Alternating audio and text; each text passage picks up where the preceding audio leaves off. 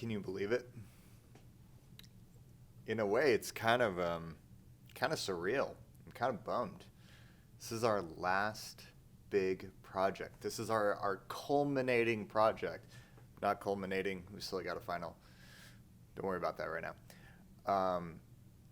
Yeah, this is it, guys. This is our last unit, our last project, and I've said it once before. I'll say it again. I saved the best for last. Um, Without rambling too much about why I think this unit is so valuable, this is the one unit that is 100% about your life, especially this project. Uh, Chances are there's a pretty good chance that you're going to remain living in San Diego. Maybe you move to a different city, college, or something like that. Thereafter, you decide to stay. But it's a pretty good chance you're going to end up living in San Diego. And now's a good chance to understand what that is all about. So we're actually going to do it's called the Young Urban Planners Project. And I wanted to shoot the screencast to really go over all the details, because from the surface it might look a little daunting and a little confusing. There's a lot of research, there's a lot of numbers into it. So let's go ahead and dive in and take a look at exactly what we're doing. So once again, let me introduce you to the Young Urban Planners Project. Over the past several week and a half, we've studied the rise of cities, the rapid urbanization, the urban sprawl that we see today. We've also looked at a lot of equity issues of affordability and who lives where and why. So we're going to think about this and see how it plays out in real life and how it might impact your life someday in the future. So your challenge, you're going to be a fictitious person living and working somewhere in San Diego. This is no longer a team project. Missed that typo, sorry.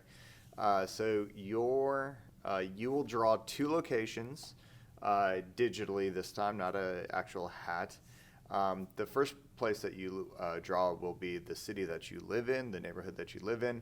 The second one will be the city that you commute to, that you drive to. Based off of those two cities, we're going to compile a lot of data about your living situation, as well as the affordability and the environmental impact of your commute. So this project is going to be split into three phases. Phase one is a neighborhood profile. You want to learn everything there is to know about that city, not just the history of it, but also some of the data going into it, the finances of actually living. Can a middle-class person live in that city? Is it a low-income, middle-income, or high-income community? That kind of information. And then what kind of jobs do you have to actually afford to live in that city? The next one, phase two, is a circulation analysis. So you live in one neighborhood, you drive to another neighborhood. How much is that going to cost you? How much is that going to cost you over a 30-year career? And how much is that going to impact the environment? How can we mitigate that?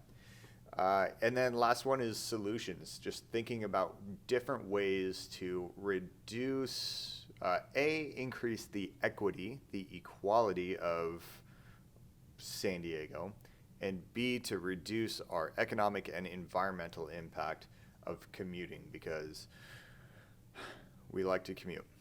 I'm a commuter. I don't want to be a commuter, but I am. Okay. So before we go any further on what you're making or doing or anything like that, let's talk about this spreadsheet. So your planning spreadsheet looks like this. You're going to make a copy of this. And the first thing you're going to want to do is access this link. This is where you will draw your two cities. Simply spin the wheel twice. The first one, where do I live? I live in Coronado. Yeah, win. Okay, so I put that right there. I live in Coronado, and I drive to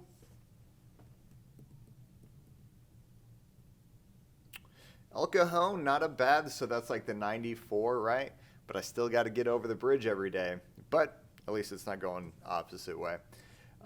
So anyway, I'd put that in, and then based off of that, here's all the information that I would need to fill out based off of the neighborhood that I live in, which in this hypothetical scenario is Coronado. And I will tell you, as a teacher on a teacher salary, it will always be a hypothetical scenario that I live in Coronado.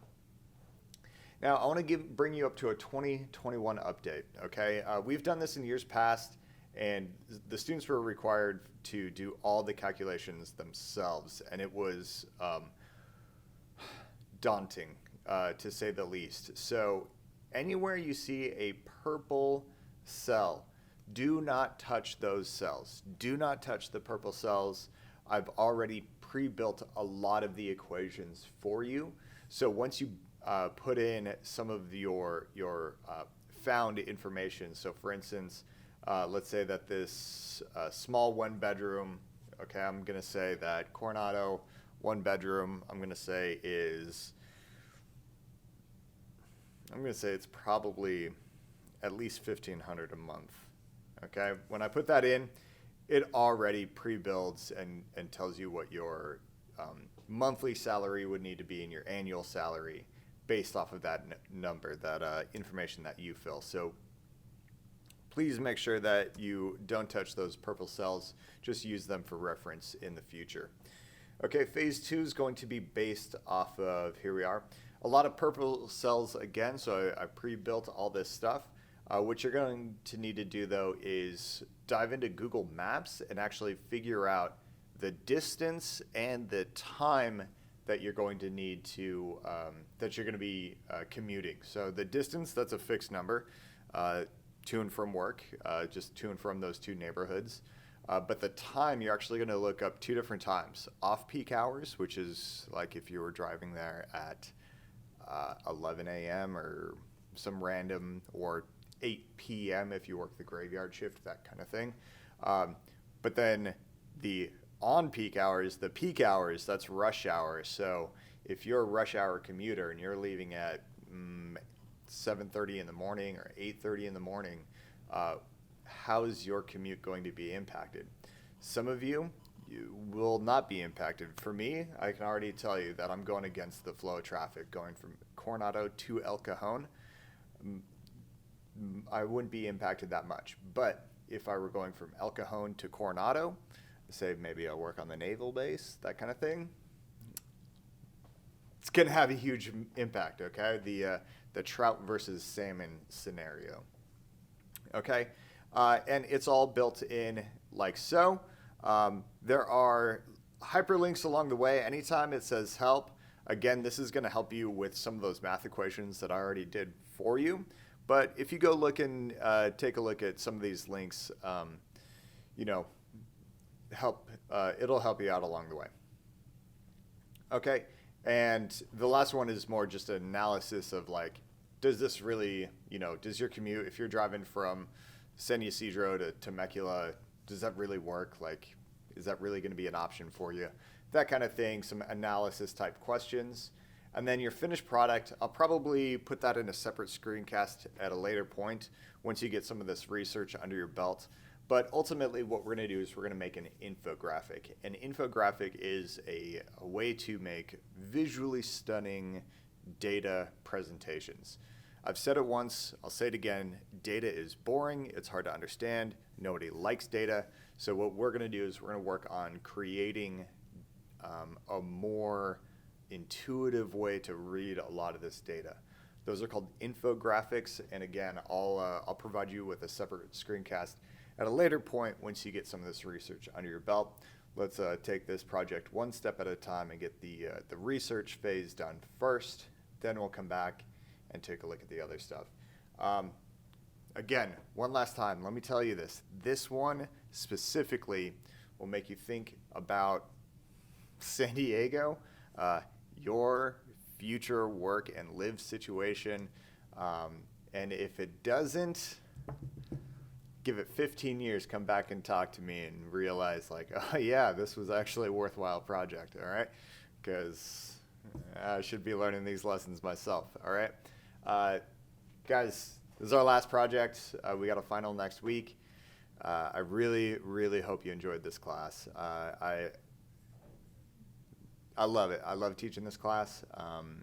You guys have been an awesome group of students. It's been a unique year, to say the least, but you guys were awesome. So thank you for that. Namaste. I'll see you guys soon.